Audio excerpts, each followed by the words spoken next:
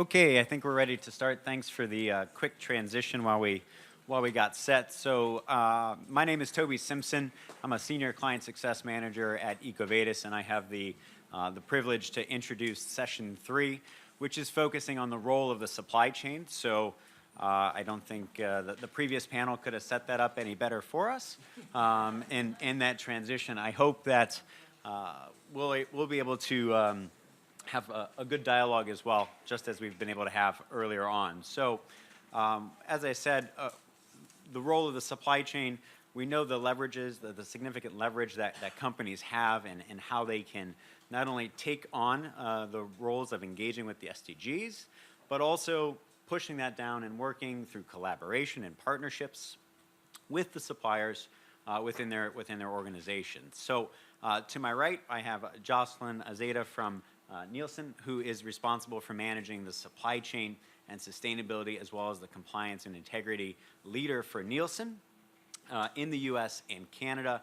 And she was hired to build Nielsen's supply chain sustainability program and incorporate the environmental, social, and governance performance into Nielsen's supplier management system. So we'll hear from her perspective of someone early on in the process.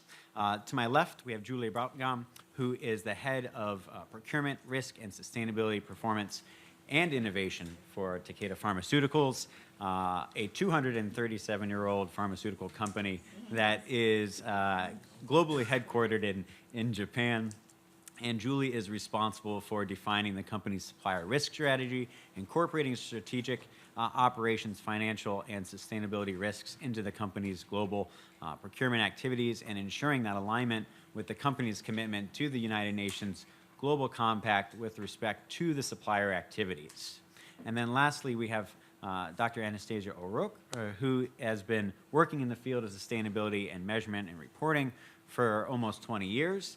A global perspective, now working in the US, recognized expert in sustainability standards, eco-labels, purchasing, and has worked on many of the frameworks that you all are familiar with.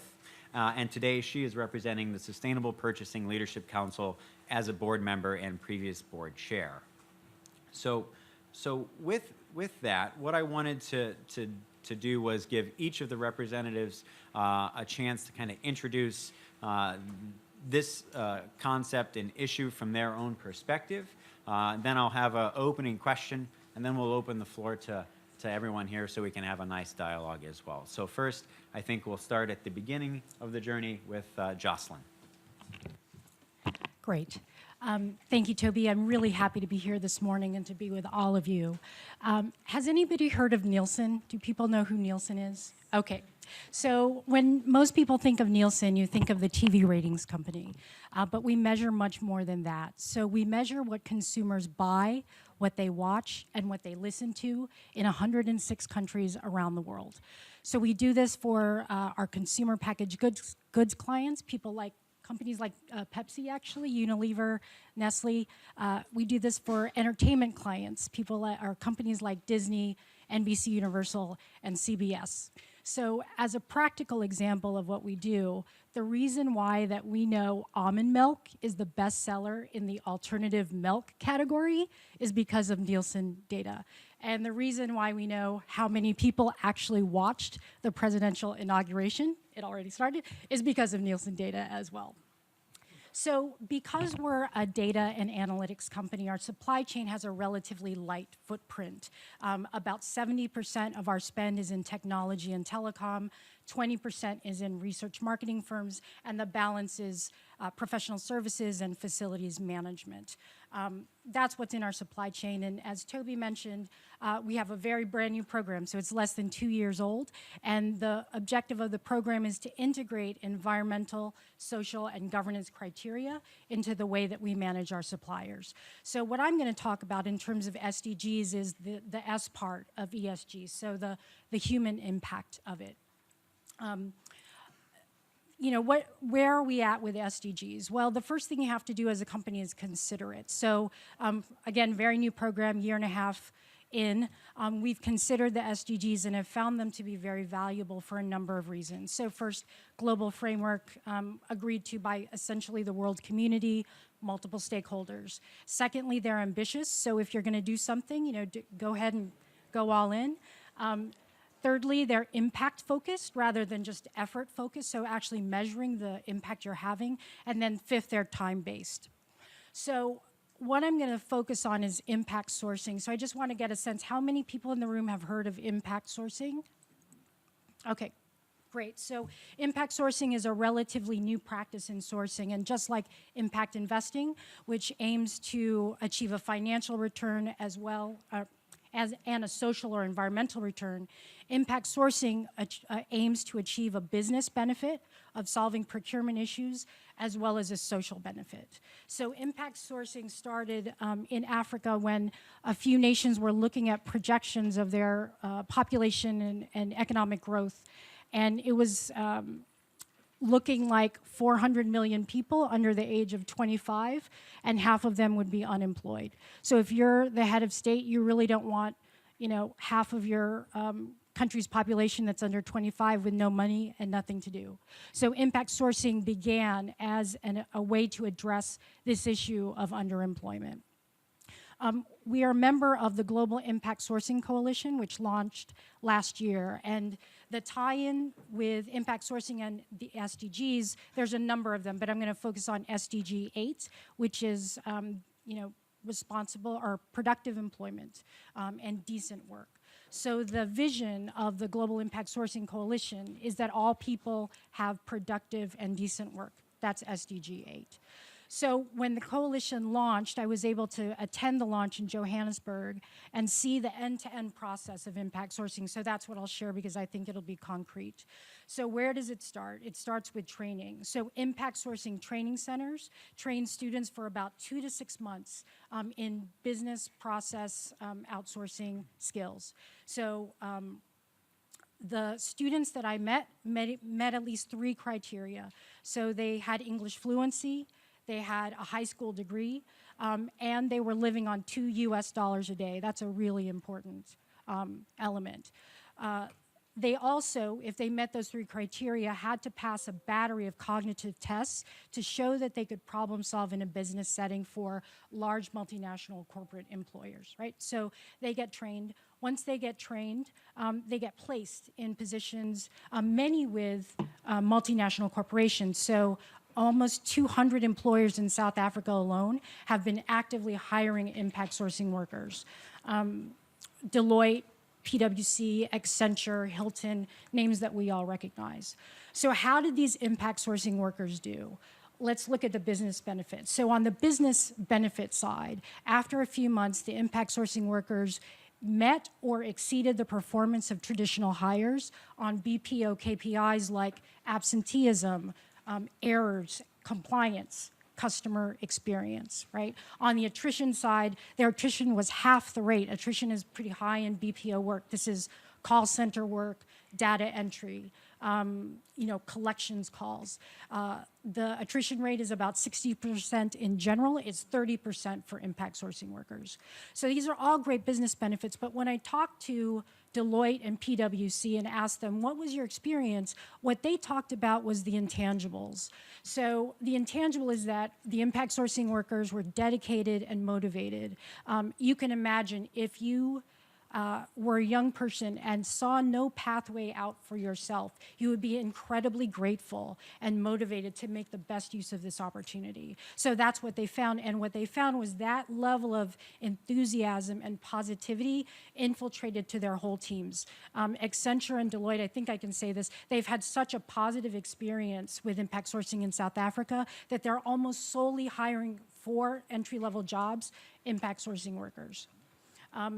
Let's talk about the social benefit, right? So business benefit, social benefit. For the impact sourcing worker, the stat that sticks out most closely for me is $2 a day. So when they begin the training program, they're at $2 a day By the time they're placed, that's 10 US dollars a day. So for us, that may be quite small still. But if you can imagine for yourself quintupling your income in less than a year, that's the level of impact that it has. Additionally, impact sourcing workers' income affected everyone in their households, and the average household size was 5 to 6 people. So you've got that social benefit. The household spending increases about 3 to 4 times, and the business case has been pretty well documented by, foundations, academia, et cetera, and the businesses themselves. So, 5 to 6 times household spending increases. That's for one impact sourcing worker. The students that I met, many of them lived in Soweto and Johannesburg. So if you can imagine that impact with one impact sourcing worker, let's take 100 in a neighborhood and see, you can very easily see the ripple effect that would have. So for corporations, I'm going to wrap it up now. For corporations, the business benefit, essentially you're not sacrificing performance, you're not sacrificing cost, and you're achieving a social good, right? So if you're not sacrificing any of those key performance indicators, why wouldn't you, choose to direct your sourcing to impact sourcing? And then lastly, just the human corporate side of procurement. It may come as like a shock to you, but procurement isn't the most glamorous job in the world. Shocking, I know. But impact sourcing has given, for companies that have practiced it, a way for corporate buyers to be change agents, and not just to be change agents, to know that they profoundly impacted a life, and maybe more than one life. And then I'll finally just close. This is, I think, the line that sold me in Johannesburg. So country manager from one of those large corporations who has hired hundreds of impact sourcing workers. What he said was, and remember, these students have basically no prospects for employment in the formal economy. He said, if everybody in this room is here because someone helped us, because someone opened the door for us, if I can be the person that opens the door for someone who doesn't have anybody else to open it for them, I'm going to do that. So where we came out with Nielsen was, on impact sourcing, it's basically our saying, yes, we're going to open that door. Great, thanks, Jocelyn. And Julie, we'll pass it over to you.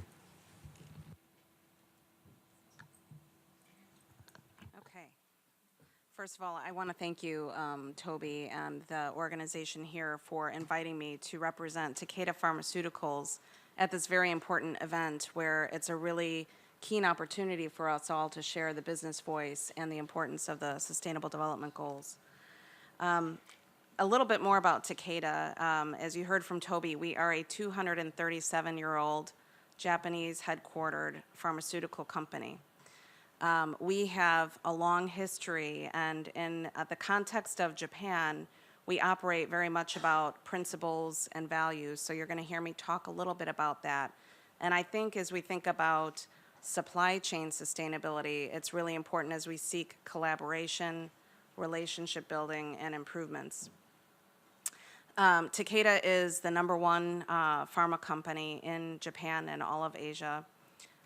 In terms of comparability to, say, U.S. revenues, we're about $16.4 billion in revenues. We have about 30,000 employees operating in 70 countries. We have over 700 pharmaceutical products. Many of those came as local, what the local country needed, versus large global products. We actually launched maybe our top 3 global products actually within the last 5 years. Other than that, very local nature. We are focusing on 4 core therapeutic areas for central nervous system, oncology with an aspiration to be a top 10 oncology company, gastrointestinal with a focus on Crohn's disease and other debilitating diseases, and lastly, our vaccines business, where we're very much focused on core vaccines for dengue, norovirus, and more recently with the Zika virus. Supply chain sustainability is really key for us because, as you can see also on the slide, we have 100+ research collaborations. We've philosophically taken a stance around a lot of the innovation comes from outside, not necessarily from inside. And in addition to those research collaborations, We have over 60,000 suppliers in our supply chain. It was in year 234 that the Takeda management created a procurement function at Takeda and decided that we needed to have a focus on supply chain sustainability. And I was the first leader that stepped up to say, okay, I'm going to give it a chance and try this out.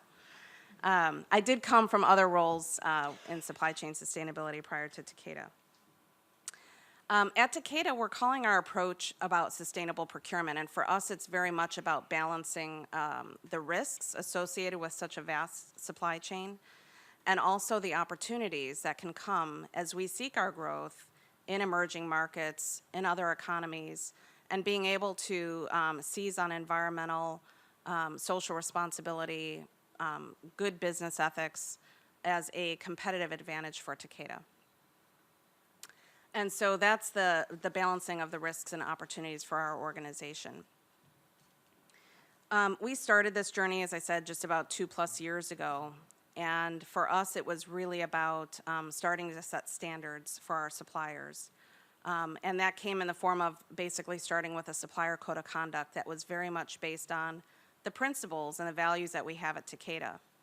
Takeda, all of those years ago, founded itself on 4 core principles around integrity, fairness, honesty, and perseverance. And those 4 values have held the company very well over that time frame. And so when I thought about coming in, I knew I needed to use those values and harness the culture of the company in order to say that this is how we're going to work with our suppliers as well. So that's very much the foundation of expectation setting with our supply chain. It's very much also turned into looking at risk assessments and then focusing on due diligence where we need to do that. Both through the standard process and a more enhanced, a deep dive look at suppliers. And I will share that it's not always the easiest process when you're coming into a supply chain and perhaps the suppliers have felt like we've treated them very transactionally for decades. And so for that, it really is about trying to find common ground through the values of what we're trying to achieve, how good business practices between our 2 companies will actually enhance our business over time. And that's really important. And that takes sometimes a deeper dive review, a discussion, and having that platform. I just want to comment briefly around the connection to the Sustainable Development Goals. From a corporate social responsibility perspective, for us, the 3rd SDG around health is paramount, obviously. And so we have a big focus on partnerships and through the CSR with UNICEF and with Plan International, for example, where we make sustained investments to drive change in health. But from a supplier perspective and from a procurement perspective, in my area of responsibility, we also have the supplier diversity agenda. This is U.S. but also non-U.S. and looking at how do we behave with small business, how do we promote more women-owned business globally, how do we work with minority businesses as well to enhance those opportunities, look at maybe different business models in certain parts of the world where it might be more challenging than what we would do in Japan or in the US or in Europe. So that obviously connects to a couple of the SDG goals, the poverty, gender equality, the decent work and economic growth, and reduced inequalities. And these are things that I think there was a question earlier today about how do we seize on the SDGs for business opportunities. And I would say some of us in business are doing these things because they are business opportunities already. And I think that that's something we have to acknowledge as well. In the areas of supplier due diligence, we're looking to how we integrate environment, labor, health and safety, business ethics, all into a coordinated approach for due diligence, and that gives us a holistic picture of risk. And again, whether it be through our standard diligence process, whether it be our use of the EcoVadis tools, which helps us understand as we look for those suppliers that we want to collaborate more on and do some really neat sustainability things, we think we can use some of those tools to help find, if you will, the needle in the haystack, as we say, when you're looking among 60,000 suppliers. And obviously, there's a lot of connections in our pharmaceutical industry to many of the SDGs in our supply chain. We often are looking at the clean water and sanitization, making sure that our supply chain is not committing more towards pharmaceuticals in the environment, making sure that we can protect our water resources, both for ourselves but also for our supplier communities. When we look at labor standards, we're looking at decent work, economic growth, fair payments for work, the responsible consumption and production, SDG, climate action, and life below water because of the wastewater-related impacts that our suppliers' production can have. Lastly, the one I want to focus on is around the last SDG on partnership. One of the other key areas that we have found over time is that working more collectively within the pharmaceutical industry, we have an organization called the Pharmaceutical Supply Chain Initiative. I'm currently chairing that on behalf of Takeda for this year, and that's a consortium of about 25 large global pharma companies. Increasingly, we're seeing interest from local, smaller, medium enterprises, and we're really excited about this because that is going to help bring not just the focus on the large multinationals that are probably doing these things already, but bringing in smaller companies that can learn from others. So a lot of sharing, a lot of benchmarking, and also trying to address common supply chain sustainability standards collectively. And I think, Toby, you'll probably ask a question later about the barriers. We often hear from our suppliers that obviously they're supplying to many other companies. So how do we scale the efficiency and help our suppliers do what they do best, which is supplying us with our products that serve our patients in need. So the partnership area is one that I think is key and that we need to keep expanding to bring everybody in the supply chain together. Thank you. Great, thanks. I think that's a really nice transition around the collaboration aspect to Anastasia representing the SPLC, and really an organization who is engaged with procurement professionals primarily in North America. But Anastasia, the floor is yours. Hi, everyone. My name is Anastasia. I think I'm the first person to actually have a slide deck. So I'm not quite sure how this is going to work with me sitting here and you sitting there. I don't mind if you look at them and we go back and forth. So yes, I'm representing the Sustainable Purchasing Leadership Council. It's actually a relatively new group, just been around a few years now. And we have grown this really rapidly, partly because there is such a need to coordinate and collaborate towards a common sustainable purchasing agenda. And I'll walk through exactly why we think that's the case. So a lot of companies have really embraced the idea of sustainable development in their own operations, set goals, set targets, really thinking of it. But as we all know, I think in this room, the vast majority of the impacts are really deep in the supply chain for most of the companies, especially for North American companies or Western companies. It's really in your supply chain that you're seeing the largest, most problematic areas that these SDGs are focusing on. And just to illustrate that, a study done of the state of California's supply chain and its greenhouse gas emissions generating from that were actually found to be 8 times what they were of their own operations. And that includes their buildings, their fleets, everything. For their direct operations, but in their supply chain, 8 times. And I know the General Services Administration, which is the purchasing arm of the US federal government, found similar result, actually found 9 times just for greenhouse gas emissions.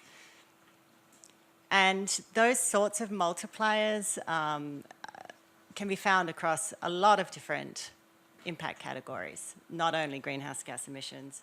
So in recognition of this, there's a key kind of group in the middle, and we've really focused on purchasing organizations or purchasers within organizations. We feel that they are really uniquely positioned to demand transparency into those supply chains, and they're actually capable of incorporating sustainability criteria into their purchasing decisions at a scale that really can shift markets. So it's a huge opportunity. As I think it was Jocelyn who mentioned, purchasing or procurement is not always the most glamorous job in any organization, but they're incredibly important. And this is a community that is almost like the sleeping giant of the sustainability field that we want to wake up and engage and get motivated to start to work on these things. The challenge is, and this was also mentioned earlier, is the lack of coordination between all of these different market signals that are going out. Even if they're starting to work on sustainability, oftentimes they're choosing different criteria or defining things differently or having different goals, and that is sending a very confused message into the marketplace. So if you're a supplier with hundreds of different customers asking you to complete many, many different surveys or report to different programs or platforms, this can become a burden rather than an opportunity. And so we see a huge need to start to coordinate and bring these market signals together. So one of the solutions to doing this is not only technical, it's actually to build a community of practice who can do this together. So we founded Sustainable Purchasing Leadership Council. It's a nonprofit.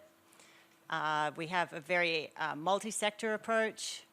We have government agencies. We have private companies, some very large ones, some very tiny ones. We have standards and certifiers and eco-label programs in there.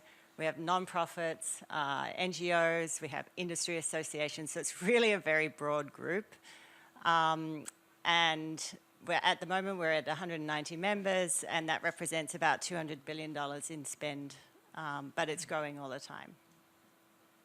Just a few of the Fortune 500 companies that are members on the screen here, and others as well who are actually in the room today. So excited to see some of our members here. So now I just want to transition into a few of the trends that we see in sustainable purchasing. And I just chose 3. There are more. Firstly, it's really important, given the complexity of supply chains and given how many suppliers often companies had. We heard 60,000 earlier. A couple of the members of our purchasing council have 200,000 tier 1 suppliers. You can imagine in such a situation you need to analyze and you need to prioritize. So we did actually some prioritization work. This is just one example of many projects, but in higher education, so in universities, we did what's known as an economic input-output life cycle assessment, so a modeled study of what are their top categories for spending, and then how does that translate into the estimated environmental impacts of that spending. And what we found was just the top 5 purchasing categories, which is responsible for about 64% of their spending measured by dollars, is actually represents about 83% of their estimated impacts.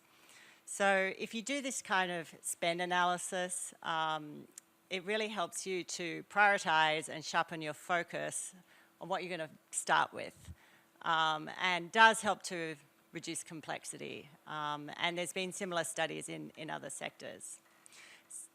The next trend I want to mention is to measure and communicate your outcomes. So if you are taking action, if you're doing impact sourcing, for example, you really want to start to think about what is your baseline? Where are you starting from?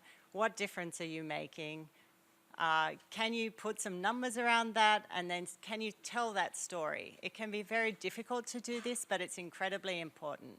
If you can talk about your sustainable purchasing work and how it's leading your organization to meet your sustainable development goals, that is going to be much more motivating to people, because sometimes this stuff gets very analytical and you get into e-procurement systems and it becomes very complex with a lot of data very quickly. So you always have to remember that storytelling, motivating part of it to keep going. And I think the example of the impact sourcing was perfect for that. Perfect example of that, because you can really bring it home to what a difference it would make to an individual's life, and then you know, in a unit that we can understand. So here's another example of that. There's some analysis we did for the US federal government, where we said, okay, institutional procurement in the US represents about 2/3 of the US economy, actually, in terms of spending. And that's about $10 trillion a year. which is about equivalent to 2/3 of the US's greenhouse gas emissions. So if you reduce greenhouse gas emissions from purchasing actions requiring more energy efficient or Energy Star products, for example, driving electric vehicles, buses, all sorts of energy efficiency purchasing that you can do, you could actually save 2 million tons of carbon equivalent by 2025 just through this. So what we're seeing is even for federal government, you can do all of this without regulation or legislation. It's through procurement that this can be done. So for a 5% change in the world of energy efficiency is quite achievable, actually.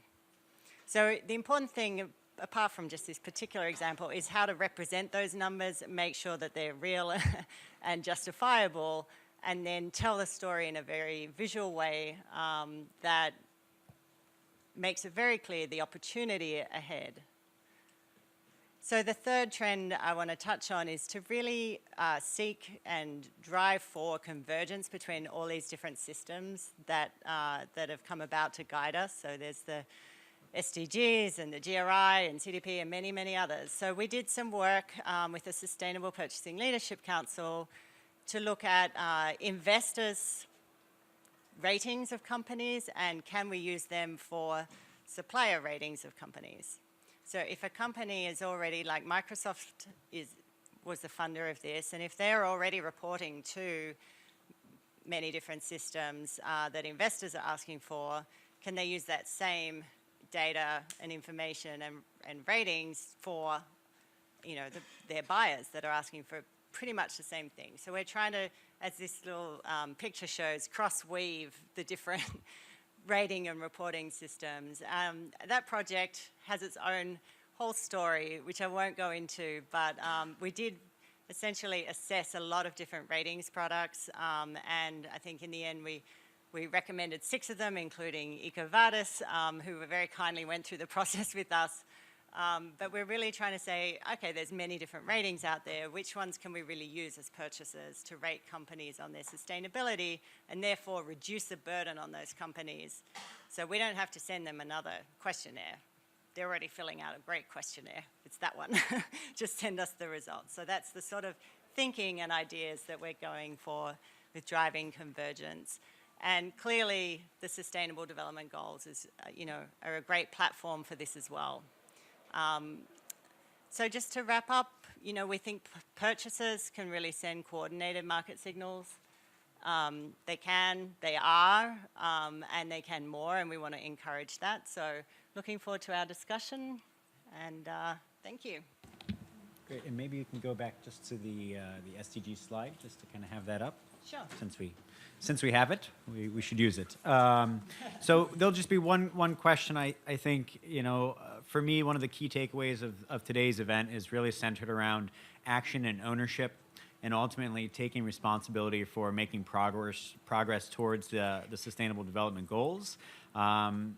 We talked a little bit about some of the challenges and some of the barriers, and overcoming those through collaboration. One question I wanted to pose to the group here, and before we open up to questions, from the previous discussions from IFF and from TESI, we see that there are willing partners out there to engage in this effort, to buy in and to kind of make that adoption.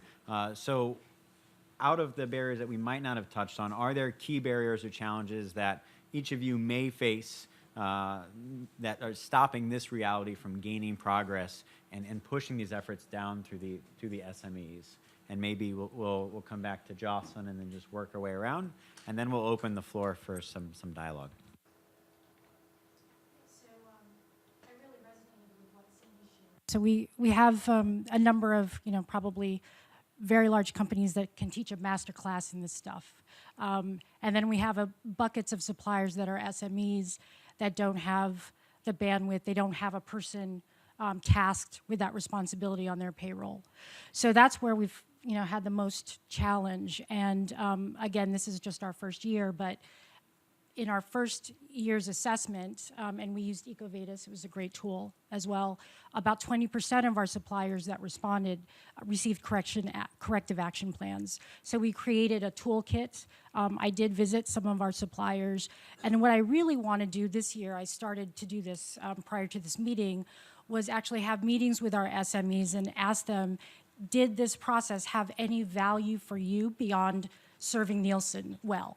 You know, because we really appreciate it, but we also want to add value to our suppliers as well as to our clients and have that, you know, virtuous circle of the value chain really, you know, benefiting from all of the synergies. So I started that process of asking suppliers, how can we add value to you in this process? And I think if we do that, we'll have better uptake if we know what we can do to help them. Great, thanks. And Julie? Yeah, so I think we touched on a lot of the barriers and challenges before, but I do think, you know, sometimes the education, so what I find often is as we're looking through our supply chains and we're talking, we're having conversations, it's often the larger ones that know about things like the SDGs, but it's more of those smaller companies. And so when I heard earlier some of the comments around education, both internal and external, what's in it for us together to do this, having a longer term mindset towards if we're going to work on an innovation or if we're going to work on change, how do we create that partnership and collaboration for success? Those are things that I think are tough to work out. And like I said, it's very much about the journey. Don't expect quick wins, and keep trying to find those suppliers that want to go along that journey with you to serve as role models, and then, you know, help share, teach others, share those stories. Some of the things, again, relating to PSCI, I think we've had some great successes to help scale. So we oftentimes will do supplier-driven conferences and training platforms in India and in China. We're looking at some in Latin America, where we bring together collectively 200 of our suppliers that are local in that country to have a 3-day intensive discussion, training from experts. And this is certainly something where SDGs come into play as well, beyond the core environment, health, and safety, labor topics that we have. I think it's a real opportunity. Yeah, just the final addition, because some of the barriers we see have certainly been mentioned, but I would just say that the sort of complexity of some of these reporting systems and the nuance of the difference between them is a barrier.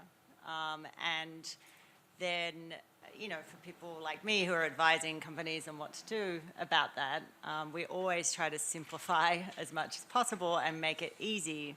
Now, it's not necessarily simple behind the scenes, but to the person who's filling out the thing or, you know, meant to operationalize this action, we try to make it easier. So that means sometimes choice editing, so making the greener or the more sustainable product come to the top.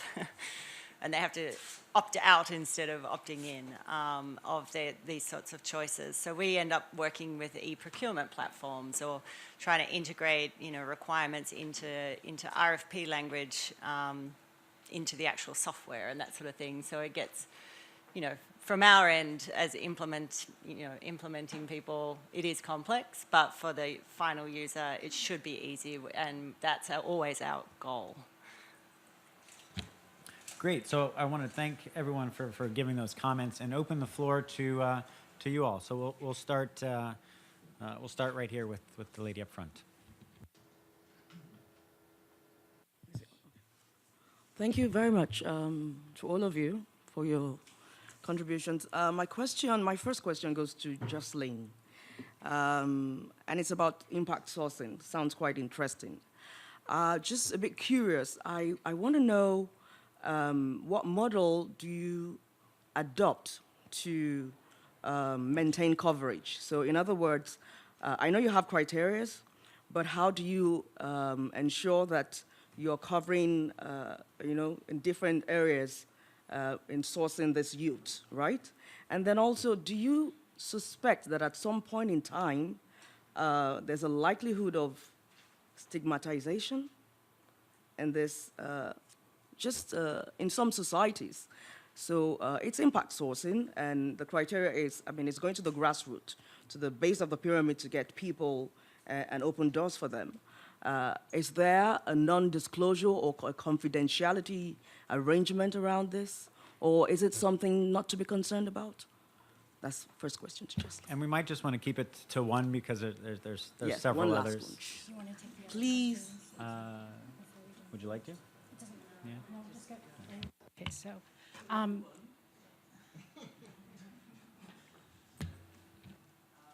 one is on the supply chain and the vendors. And I know that each one of you have experience in asking the third parties in the supply chain to meet your criteria. My question is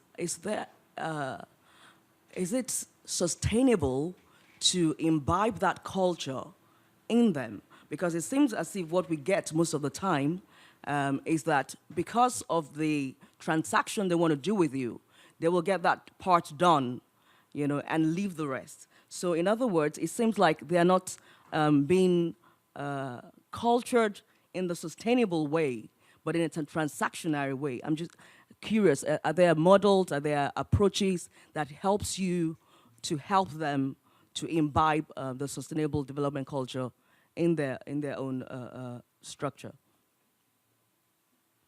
great. So I'll answer your impact sourcing questions.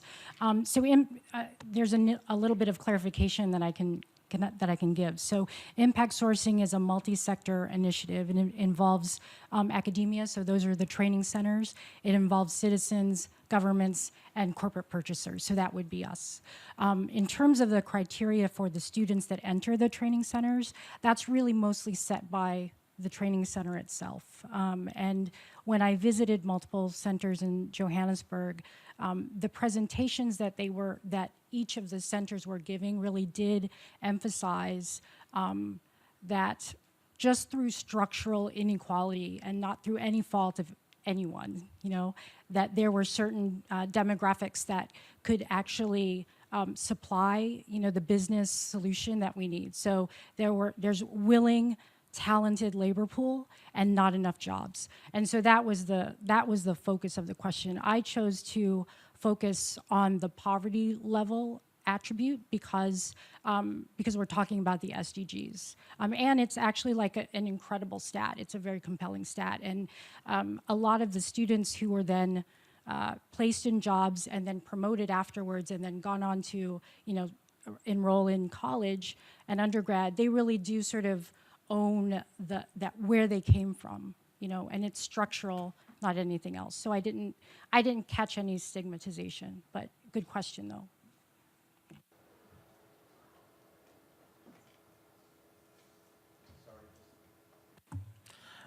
Just to as a start, I actually worked in Nelson as a graduate 25 years ago in Egypt. So my question would be addressed because of this. Again, we are considered as a company one of the biggest in Egypt, yet globally we are really quite small. And sustainable, to get this purchasing as a procurement and how to get it done right, it becomes a very difficult setup in our size of organization. I mean, to get actually sustainable procurement supply chain as a concept will involve quite a costly structure and application. And the question would be that, what is the right size at which companies start working in that direction in order, yes, it has an impact on sustainability on the supplier side, but I'm working in agriculture, which is a very primitive structure, and my supplier side is very, again, within the real, we work very closely to our suppliers, but still, it is not to get that figured out to make them understand how to sustainability use water resources or whatever resources they have, or gas or energy, and getting this with the very remote areas. I mean, I'm talking about areas that they have accessibility of roads is quite inefficient. To actually move them, I think it's quite an upgrade to go up to that stage. And I'm asking the question, I don't know if somebody can, in the panel here or anybody can answer me this. What is the two questions, two-sided. What is the size of a company that actually works in that direction or to get private sector to move in this? The second part, with the very primitive infrastructure and the very fragmented structure, how can we work on that? Thank you.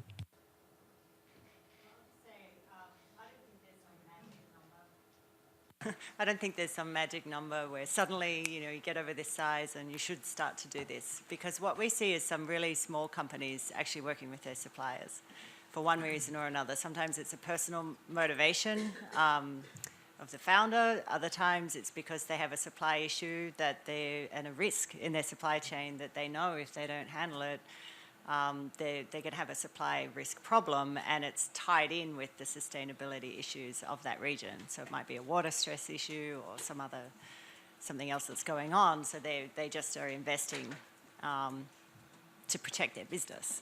It just so happens that there's a sustainability, broader environmental component of that. So I don't think there's a magic number for when and how, and I think it'd be interesting to explore further, but perhaps in the interest of time, do you have an answer? Yeah, I mean, I was just going to comment about, I would agree that there isn't, I think about my own company and the journey it went on to get to the point where it felt like there were these expectations upon it that we needed to really get a great understanding of our supply chain. But I think it's applicable no matter what size company you are. And that's where, when I was leading out, I was talking about the principles of our company and how do I anchor into what we call Takedaism, which are our core values. But I would say in terms of the fragmentation and if you're going out into different parts of Egypt or in other places, really trying to find those other partners, whether they be academic, whether they be small NGOs, to help kind of work alongside you with your suppliers, I think is a key area for change. One on right here, sir. Your mic, sir.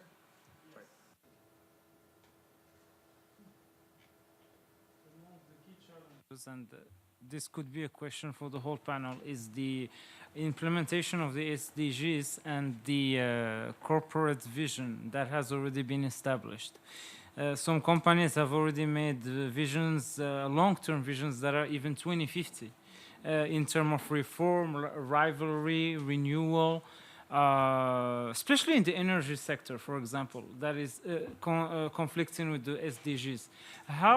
From an academia perspective, how do they write down what the synthesis to consolidate the SDGs with the vision that has been made or that is already made by the company? How to make them in symbiosis? Thanks. I can maybe address that. I mean, Takeda has a CSR report. It publishes and it talks about each of the SDGs, where it's most focused. But at the end of the day, when I think about how our senior leadership talks about what we do, first and foremost, we have a core compass around patients at the center, right? So if we think about patients, the SDGs around health automatically come into play. The second core compass area, and these are in order of priority by our CEO, is trust with society. And when we think about society, that includes the communities in which we live and work, our suppliers' communities. So a lot of what we can do here in order to have a more sustainable business that's going to last another 230 plus years, these are core things that just fit into existing frameworks. The next one is reinforcing our reputation. So a company's reputation can be lost like this, very quickly, overnight, with any kind of scandal or disaster that happens. So a lot of this is what I would say is a good insurance policy for any company that wants to be around and to gain trust of stakeholders. And then the last priority is building our business, because his philosophy is if we do all of these other things, patient, trust, reputation, our business will build and sustain over time. So I don't know that it's obligatory for companies to create a separate document or theme as to how we do this and why we do it, but I would say I think we should show how it's just part and parcel of our culture.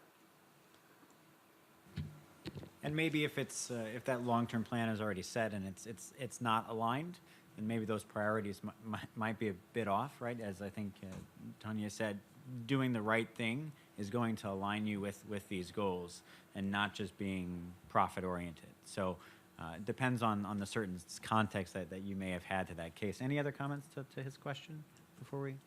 I can talk about Nielsen. So we're pretty new to sustainability, but we did have a sustainability commitment. And when we looked at our supply chain program, you know, on the environment, it's increasing energy efficiency. That's, you know, the climate change SDG. On social issues, it's economic inclusion, ensuring human rights. That's another one. These were already in place before we began to consider the SDGs as a framework. What we found and why we came down on the side of, yes, let's align our program is because it's, you know, agreed to by the world community. And that in itself is a pretty compelling, you know, that there's consensus around these SDGs. And if we're already doing the work and these are impact-focused, time-based goals, why not add Nielsen's efforts to that cause?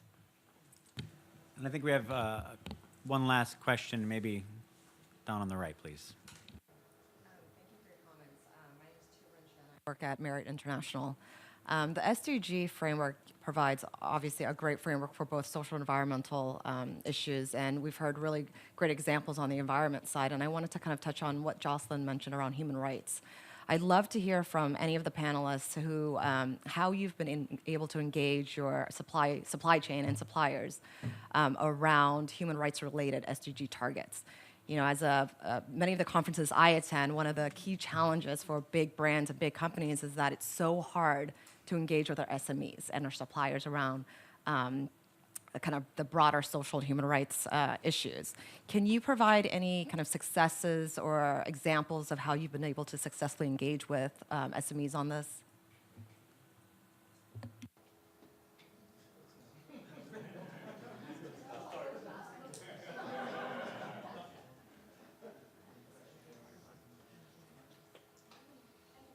So, and then again, we're new. So we have electronics factories that manufacture our electronics devices. So what we did was join with a multi-stakeholder collaboration, the EICC, that focuses on electronics factories.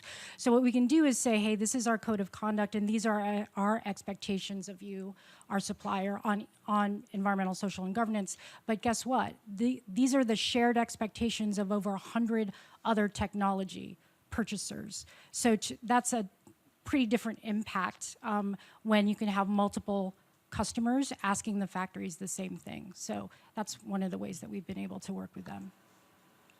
Yeah, I'm going to give you a procurement response. So there's a couple things we do. One is the on-site assessments and looking at labor practices, working hours, conditions, et cetera. But I think the other thing that we've gone on the journey is we've been looking more at the modern slavery issues that could be much deeper in our supply chains. One of the things that we've been doing beyond the supplier code of conduct, for example, is asking, depending on what type of things that we're buying. So if we're going into a big RFP for hotels and preferred hotels globally, we'll ask questions around what are your labor policies? How do you pay your workers? How is your housekeeping staff retained? What kind of conditions, you know, and payments, even if they're a subcontractor to your hotel chain, for example, going into depth a little bit more for one purpose, to raise the awareness and to show that it's important from a procurement perspective. But I think asking the questions forces some company reflection about what is it about our business practices that could cause these things in our supply chain. So that's just maybe one example. So we have the honor of being the last panel before lunch, so nothing like standing in between you all and that. I would ask that if you have the question, maybe you can ask the panelists. We'll stay afterwards. But before we wrap up the session and give a round of applause, just an announcement. Catering will be available just to the right-hand side. So when you walk out, just to the right, lunch will be provided. Okay? But now, yes, join me. Thank you.